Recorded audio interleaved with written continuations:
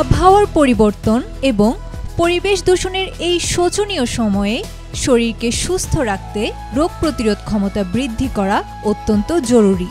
বিশেষজ্ঞরা মনে করছেন শুধু ওষুধ নয়, বরং প্রতিদিনের খাদ্য তালিকায় সচেতনতাই হতে পারে সবচেয়ে কার্যকর উপায়। রোগ প্রতিরোধ ক্ষমতা বাড়াতে ভিটামিন সি সমৃদ্ধ খাবারগুলিকে প্রথম সারিতে রাখা হচ্ছে। লেবু, কমলা, আমলকি এবং পেয়ারার মতো সাইট্রাস ফলগুলিতে প্রচুর পরিমাণে ভিটামিন সি থাকে, যা শ্বেত রক্তকণিকার উৎপাদন বাড়িয়ে সংক্রমণ মোকাবেলায় সাহায্য করে।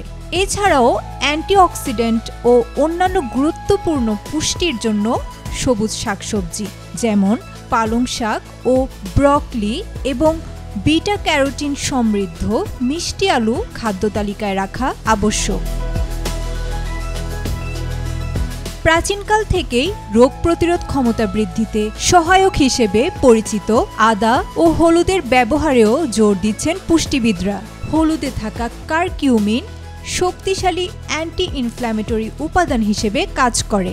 পাশাপাশি রসুন তার অ্যান্টিমাইক্রোবিয়াল বৈশিষ্ট্যের জন্য পরিচিত। এছাড়াও প্রোটিন এবং জিঙ্কের মতো উপাদান ইমিউন সিস্টেমকে শক্তিশালী করতে অপরিহার্য।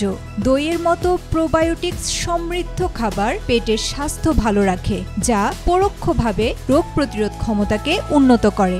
বিশেষজ্ঞদের পরামর্শ, এই খাবারগুলি নিয়মিত ও পরিমিত পরিমাণে গ্রহণ করলে এবং সঠিক খাদ্যাভ্যাস বজায় রাখলে শরীর ভেতর থেকে শক্তিশালী হবে, যা ঠান্ডা, কাশি ও অন্যান্য সংক্রমণের ঝুঁকি কার্যকরভাবে কমাতে সাহায্য করবে।